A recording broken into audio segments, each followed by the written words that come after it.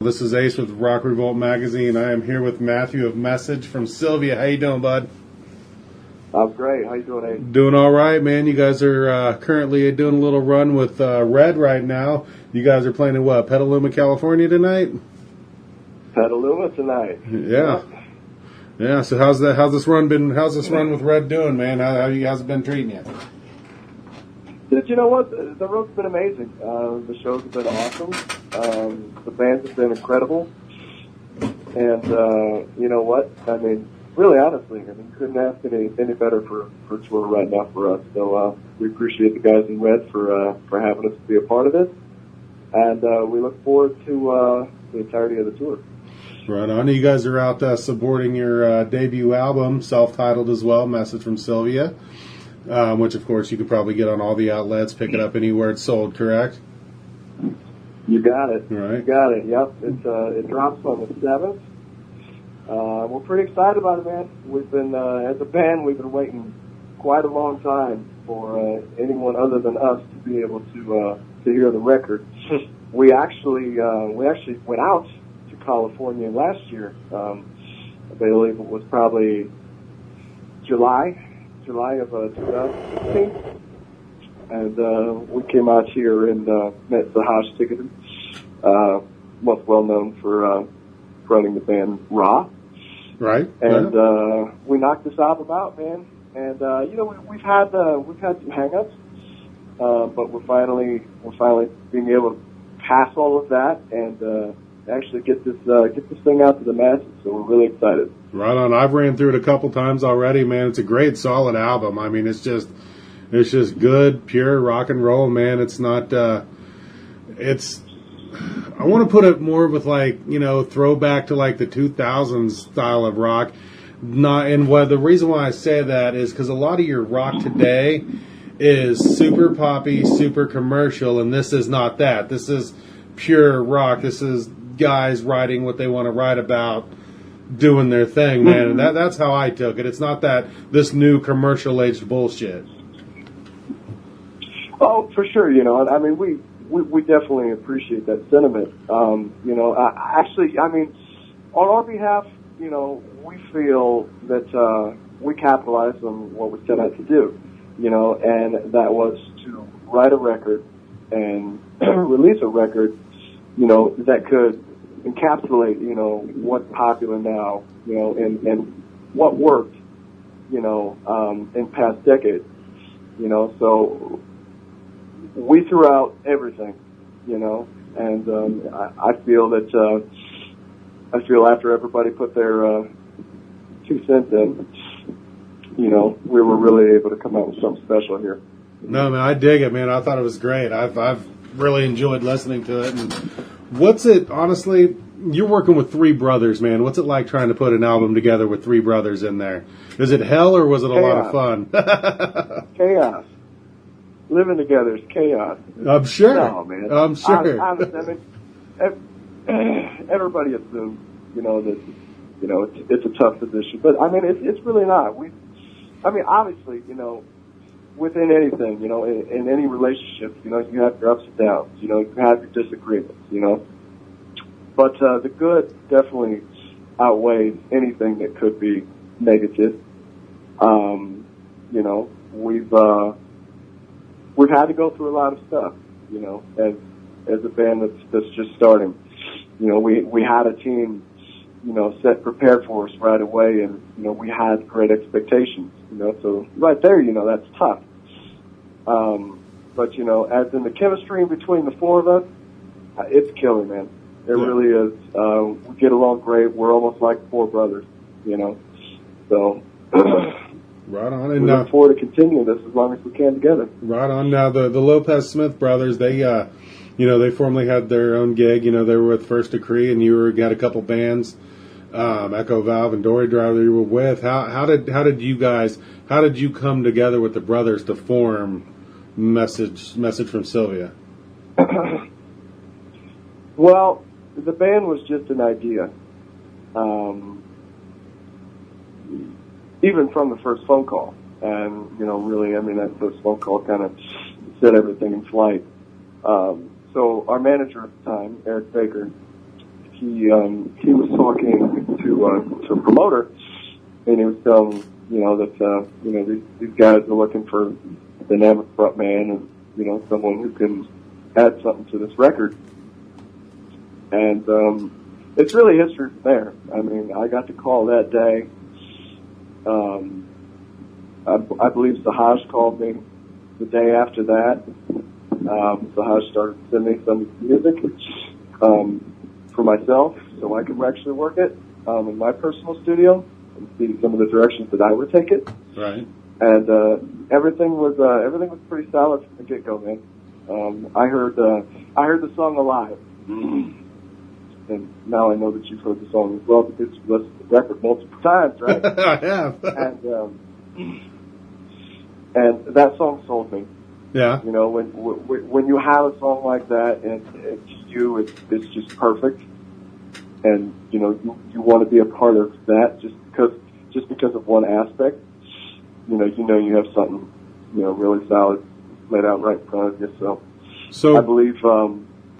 Go ahead. Well, I was going to say, so the album was, when you heard it, the album, before you were even with the band, was the album like mostly done? Or, I mean, what stage was the album when you came on? Since, they sent you the songs and you heard it, how far along was that process when you first became a part of the project? I feel, well, it's kind of tough because the album changed immensely. Well, sure. I'm sure your input in it, completely changed it. Yeah. There was definitely. I mean, there was definitely album material, and I was privileged to be able to preview all of that. Right. And with my writing background, I was able to kind of transform a lot of the songs. Into something that would be more comfortable for myself, whether that be lyrically or, cadence vocally. Right. But any change, all of us felt, were for the better. And, nothing was done without everybody's excitement, and everybody's thumbs up, Right. It was definitely, it was definitely an unorthodox approach to writing a record. Right, but absolutely. At the same time, for us, it's kind of perfect. So. Yeah. No, was there any kind of like, where the brothers were like, when you first started giving that feedback and wanting to do change, was there any like blowback to start with? Like, I don't know, or were they like, no man, we want to hear what you got to say. Tell us. Was it they welcomed it? Yeah, I think it was all excitement from the beginning, to be honest with you. Right on. And like I said, I had so much time to work with music myself at home to where, I wasn't just spitballing. I actually had, well thought out ideas, and arguments per se to why I would want to change something.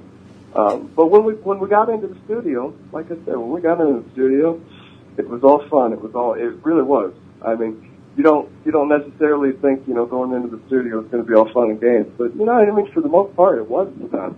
Yeah. Everybody was prepared. I was in a good mindset. Sahaj was loving, every step of, every direction that was taken. So, I mean, I really appreciated, working with Sahaj. I mean, I really feel that even after, writing so many songs as I have, his tutelage, has made me exponentially a better writer. Right on. No, hell, I mean, you guys in Raw to hook up and go, oh, man, I loved Raw back in the day. That album was great. My God, yeah. Yeah, and they just put out anything that man's touched has not been great. Yeah, they just put out, 5 or so new songs, like a short little EP or something not too long ago. I think what he did was he did a remix. Yeah, that's what it was, and added a few new songs. That's right. Yeah. Exactly. Yeah. Exactly. No, I honestly probably saw Raw when they were touring Cycle, and they were going probably a good 10 times, man. I think they toured with everybody. I'm sure. Great band. Now, speaking of tours, man, you guys get done with this little run with Red. Looks like, May 12th or something is the last date on this tour. What's What's the follow, man? What's going on after that? We're going home for a couple weeks, and then we're going to hit the road again. Excuse me, now I got to think. Isn't that crazy? May 10th through probably July 8th. Yeah, I think it's July 8th. With the band Never Say Die. Okay. Former members of My Darkest Days. Right. I saw they kind of changed their changed that up. Yeah. Yep. The whole porn star dancing thing. So. Right. Right. You know, that's already set in wings. You know, from what I hear back from the agent, you know, it's selling well. So we should be able to release dates here in the next week or two. Right on. Do you know about what part of the country you're going to be heading? Are you going to get a little everywhere, a little Midwest, West? What are you doing? Well, I mean, it's been close to 2 months, so we're trying to get back everywhere. Right. I don't think, unfortunately, that run we're going to be able to come all the way back to California.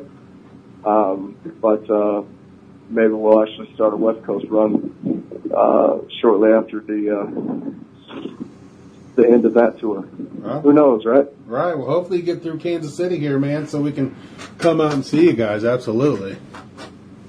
Oh, for sure. Yeah, we're going to hit the Midwest part of this tour, so I'm sure we'll be around your area. Hell yeah. Right on, man. Well, before we let you get off here and let you get rested up for your show tonight, anything you want to tell the fans? Let them know how to get a hold of you, all that good stuff. Now, you know, I mean, we have a Pledge Music campaign going on right now, and it's looking really nice. You know, but if you're not aware of Pledge Music, you know, it's just another avenue for bands to take and, you know, to be able to facilitate, you know, financially, you know, right, everything that it takes, you know, to move forward as a band. Right, absolutely. You know, so we put there's been a lot of money, you know, put into this project already, you know, and it would be nice to see something come back and, you know, kind of filter it back into the band and keep this thing moving as long as it possibly can. Right on. Now, I know with a lot of these pledge campaigns and everything like that, are you guys offering some perks for the fans, those that help out, or? What's that? I'm sorry, I couldn't even hear you that time. Oh, I said no problem. I said with a lot of these, you know, pledge music campaigns and everything like that, a lot of times the bands are offering some perks for, you know, the donations and everything. You guys doing anything like that with it, or? Oh, dude, absolutely. Yeah, we got one that's been selling pretty good. Isaac, our bass player. We have Isaac takes over your kitchen. We bring all the food. You know, we bring the party to your house, and Isaac gets in the kitchen and he goes ahead and cooks an awesome meal. Really? Yeah, that would be awesome. That's one of my favorites. Yeah. Then we got Dane, guitar player. He really enjoys his books, so we kind of have like a book read session, like a Skype book reading session with Dane. So basically, you know, the fan picks what novel that they want, you know, to discuss with him, and he reads the book, and then he'll Skype with them, and then they'll just discuss, you know. So that's kind of fun too. Right? Yeah, that would be cool. Yeah. And we got a lot of crazy things. Yeah, it looks like you guys, you know, have the you guys got handwritten lyric sheets, signed copies of the CDs, stuff like that, limited edition shirts, all kinds of good stuff on here, man, that I just pulled up. So yeah. So it's fun. Yeah, you guys got some good stuff. It's a fun way for the fans to be a part of the process. Yeah, I mean, hell, you guys have a package here that's the CD, limited T-shirt, signed poster, and a set of sticks. I mean, hell, and that's $45, man. That's nothing. You're like giving that away. I know, right? Yeah, for real. And I mean, I'm probably even going to buy the record. So yeah, I'm pretty excited about the record. So that's the actual physical vinyl. Yeah, it's cool to be able to offer things like that. And, you know, it's even better to have, you know, the fans be a part of the process. Right. That's really what it's all about. Absolutely, man. Well, how can everybody get a hold of you? Where are they going to be able to find this album on the 7th? Which, what hell, that's Friday, man. Coming out this Friday. It's almost here. Yeah, it'll be everywhere. It'll be on iTunes. It'll be on Google Play. It'll be on Amazon. I mean, anywhere you can really think. I mean, we're not doing any physical distribution off of this one right now. I mean, we don't have a major label backing in the push, you know, to really make that make sense right now. Right, yeah. But, you know, I mean, it's the day of digital sales anyways, you know. Absolutely, So, yeah. We're definitely covered there. You know, find us on Facebook. You know, we like to have some fun on Facebook. We do a lot of different stuff on Instagram and Twitter and all your social media. So we're everywhere. Right, so basically Google message From Sylvia, and they're going to find you one way or the other. You got it, man. Right on. Well, Matthew, I greatly appreciate your time, man. Good luck with this album hitting this Friday. Rest of the tour with Red, and hopefully we see you sometime in the Midwest coming up, man. It'd be great.